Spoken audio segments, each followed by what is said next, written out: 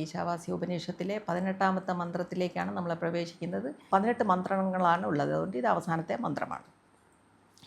അഗ്നേ നയ സുപഥാരായേ അസ്മാൻ വിശ്വാനി ദേവ വയുനാനി വിദ്വാൻ യുയോധ്യസ്മദ് ജുഹുരാണം ഏനഃ ഭൂയിഷ്ടാം തേ നമ ഉക്തിം വിധേമ. ഇവിടെ അഗ്നിയോട് തന്നെ നേരിട്ടുള്ള പ്രാർത്ഥനയാണ്. 17ാമത്തെ മന്ത്രത്തിൽ അവിടെ അഗ്നിയോടുള്ള പ്രാർത്ഥനയായിരിക്കാം എന്ന് പറഞ്ഞു. അതുപോലെ സ്രഷ്ടാവിനോടുള്ള പ്രാർത്ഥനയായിരിക്കാം, പിന്നെ മനസ്സിനെ അഭിസംബോധന ചെയ്തതായിരിക്കാം ക്രതഹ എന്നുള്ള വാക്കുകൊണ്ട് എന്ന് നമ്മൾ പറഞ്ഞു കഴിഞ്ഞു. ഇവിടെ അഗ്നിയോടുള്ള നേരിട്ടുള്ള പ്രാർത്ഥനയാണ്.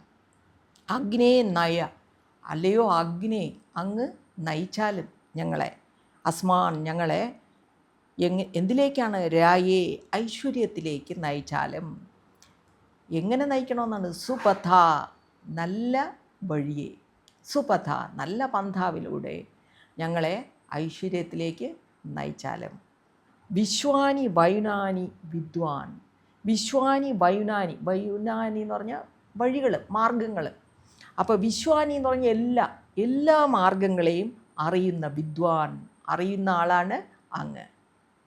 ഇനി യുയോധി അസ്മത് ജുഹുരാണമേനഹ, യുയോധി എന്ന് പറഞ്ഞാൽ നീക്കം ചെയ്യുക അല്ലെങ്കിൽ മാറ്റിത്തരിക. അസ്മത് ഏനഹ, ഞങ്ങളുടെ പാപം. ജുഹുരാണമേനെന്ന് പറഞ്ഞാൽ ഇവിടെ പറയുന്നത് പാപത്തിലേക്കുള്ള ആകർഷണം ഞങ്ങൾക്കുണ്ടാകാതിരിക്കണേ. അത് അങ്ങനെ ഒരു ആകർഷണ ശക്തി ഞങ്ങളിൽ അതിൽ ഉണ്ടെങ്കിൽ അതിനെ മാറ്റിത്തരണേ എന്ന് പറയുകയാണ് യുയോധി. ഇനി ഭൂയിഷ്ടാം, ധാരാളമായിട്ട്, തേ അങ്ങേക്ക്, നമ ഉക്തി, അതായത് അങ്ങേക്ക് ധാരാളമായിട്ട് സ്തുതികളെ സമർപ്പിക്കുന്നു.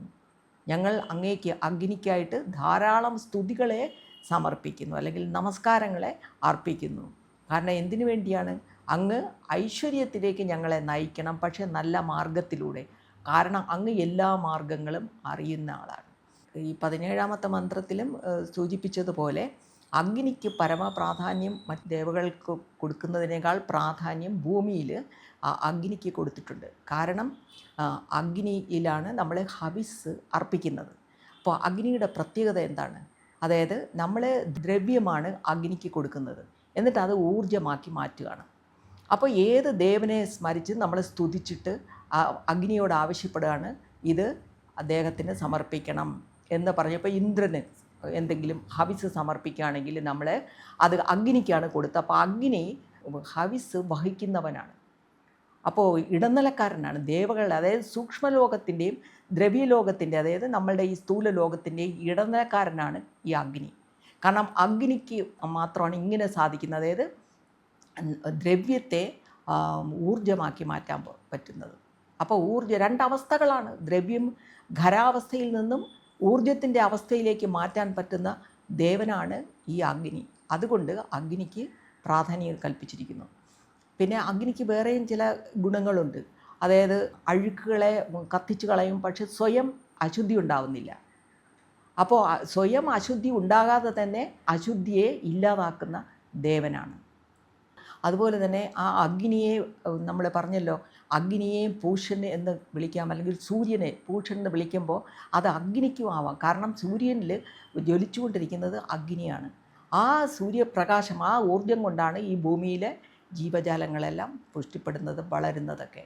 അപ്പോൾ അതുകൊണ്ട് അഗ്നിക്ക് വലിയ പ്രാധാന്യം കൊടുത്തിരിക്കുന്നു. അതുകൊണ്ട് എല്ലാ വഴികളും അറിയുന്നവൻ എന്ന് പറഞ്ഞാൽ ഒരർത്ഥം എന്ന് പറയുന്നത് മനുഷ്യർക്ക് പലതരം ലക്ഷ്യങ്ങളുണ്ട്.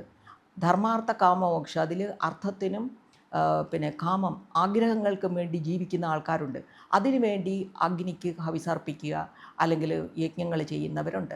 ധർമ്മിഷ്ഠരായ ആൾക്കാരുണ്ട്, ധർമ്മം എന്ന നിലയിൽ യജ്ഞം ചെയ്യുന്നവരുണ്ട്. പണ്ട് രാജാക്കന്മാർ, ധർമ്മിഷ്ഠരായ രാജാക്കന്മാർ, ശ്രീരാമൻ തന്നെയാണ് ഏറ്റവും നല്ല ഉദാഹരണം. അദ്ദേഹം യജ്ഞങ്ങൾ ചെയ്യുന്നത് പ്രജകളുടെ സന്തുഷ്ടിക്ക് വേണ്ടി, അല്ലെങ്കിൽ അവരുടെ ക്ഷേമത്തിന് വേണ്ടിയായിരുന്നു, സ്വന്തം കാര്യത്തിന് വേണ്ടിയല്ല. അപ്പോൾ അതുപോലെ പല ആൾക്കാർ പല ഉന്നം വെച്ചാണ് അഗ്നിക്ക് ഹവിസർപ്പിക്കുന്നത്, ദേവകളെ പൂജിക്കുന്നത് അഗ്നിയിലൂടെയാണ് പൂജിക്കുന്നത്. പിന്നെ മോക്ഷപ്രാപ്തിക്ക് വേണ്ടി യജ്ഞങ്ങൾ ചെയ്യുന്നവരുണ്ട്, അതായത് ഒരു സാധനയായിട്ട് ചെയ്യുന്നവരുണ്ട്. അപ്പോൾ ഇതെല്ലാം അവിടെ നിഷ്കാമ കർമ്മമായിട്ടാണ് ചെയ്യേണ്ടത്. അതുകൊണ്ട് എല്ലാ വഴികളും മനുഷ്യരെന്തിനൊക്കെ വേണ്ടി യജ്ഞം ചെയ്യുന്നു എന്നുള്ളതെല്ലാം ഈ അഗ്നിക്കറിയാം. അതുപോലെ തന്നെ എല്ലാ വഴികളും, ഏത് വഴിയെ കൂടെ പോയ ഒരാത്മാവിന് മോക്ഷം കിട്ടും, അതുപോലെ തന്നെ പുണ്യ ലോകങ്ങളിൽ പോകാൻ എന്താണ് വഴി, അതിനെല്ലാം പറ്റിയ ധാരാളം ഹോമങ്ങളും യജ്ഞങ്ങളും ഒക്കെ പണ്ട് ആൾക്കാർ ചെയ്യുമായിരുന്നു. അപ്പോൾ അതെല്ലാം അറിയുന്ന ആൾ ഈ അഗ്നിയാണ്. അഗ്നിക്ക് എല്ലാ വഴികളും അറിയാം. ഏതൊക്കെ വഴിയിലേ പോകണമോ ആ വഴികളെല്ലാം അഗ്നിക്കറിയാം. അതുകൊണ്ടാണ് ഇവിടെ പ്രത്യേകം പറയുന്നത്, നല്ല വഴിയെ കൂടി, നല്ല പന്ഥാവിലൂടെ ഞങ്ങളെ ഐശ്വര്യത്തിലേക്ക് നയിച്ചാലും എന്നാണ് ഇവിടെ പ്രാർത്ഥന. എല്ലാം അറിയുന്ന അങ്ങ്, എല്ലാ വഴികളും അറിയുന്ന അങ്ങ് ഞങ്ങളെ നല്ല പന്ഥാവിലൂടെ ഐശ്വര്യത്തിലേക്ക് നയിച്ചാലും. പിന്നെ വേറൊരു കാര്യം കൂടി പ്രാർത്ഥിക്കുകയാണ്. അതായത് ഈ ജുഗുരാണമേനഹ, ഏനഹ, ഈ പാപം എന്ന് പറയുന്നത് ഇവിടെ പറയുന്നത് അതൊരു ശക്തിയാണ്. അതിനൊരു ആകർഷണ ശക്തിയുണ്ട്. ആ ആകർഷണ ശക്തി കൊണ്ടാണ് നമ്മളെ ആകർഷിച്ച് അതിലോട്ട് കൊണ്ടുപോകുന്നത്. പാപം ചെയ്യാൻ ഒരു ആകർഷണം വരുന്നത്. ആ ആകർഷണ ശക്തിയെ ഞങ്ങളിൽ നിന്ന് മാറ്റിയാലും യോധി ഇല്ലാണ്ടാക്കിയാലും എന്നാണ് പറയുന്നത്. അപ്പോൾ പാപത്തിൻ്റെ ആകർഷണ ശക്തി നമ്മളെ പിടികൂടാതെ ഞങ്ങളെ രക്ഷിക്കണേ എന്നും കൂടി ആവശ്യപ്പെടുകയാണ്. അതിനായിട്ട് അങ്ങേക്ക് ധാരാളമായിട്ട് നമസ്കാരങ്ങൾ അല്ലെങ്കിൽ സ്തുതികൾ ഞങ്ങൾ സമർപ്പിക്കുന്നു. അഗ്നി സ്ഥൂലത്തെ ഊർജ്ജമാക്കി മാറ്റുന്ന ദേവനാണെന്ന് പറയുന്നത്, അത് നമ്മളുടെ ഉള്ളിലും ഇത് നടന്നുകൊണ്ടിരിക്കുകയാണ്. ഒരു വ്യക്തിയിൽ നമ്മൾ ദ്രവ്യം കഴിക്കുവാണ്, ഭക്ഷണം കഴിക്കുവാണ്, അതിനെ ഊർജ്ജമാക്കി മാറ്റുന്നത് നമ്മുടെ ഉള്ളിലുള്ള അഗ്നി, ജഠരാഗ്നിയാണ്. അപ്പോൾ ജഠരാഗ്നിക്കാണ് ആ ജോലി വന്ന് ഭവിക്കുന്നത്.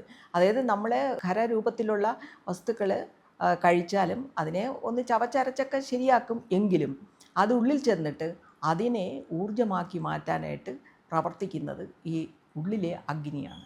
എന്നിട്ട് അത് ഊർജ്ജമാക്കി തന്ന് എന്നാലേ നമ്മുടെ ശരീരവും മനസ്സും എല്ലാം പ്രവർത്തിക്കുകയുള്ളൂ. അപ്പം നമുക്ക് ഊർജ്ജം സപ്ലൈ ചെയ്യുന്നതും ഈ അഗ്നിയാണ്. അതുകൊണ്ടാണ് അഗ്നിക്ക് ഇത്രയും പ്രാധാന്യമുള്ളത്. അതുപോലെ തന്നെ വേറൊരു അർത്ഥത്തിലും അഗ്നിക്ക് പ്രാധാന്യമുണ്ട്.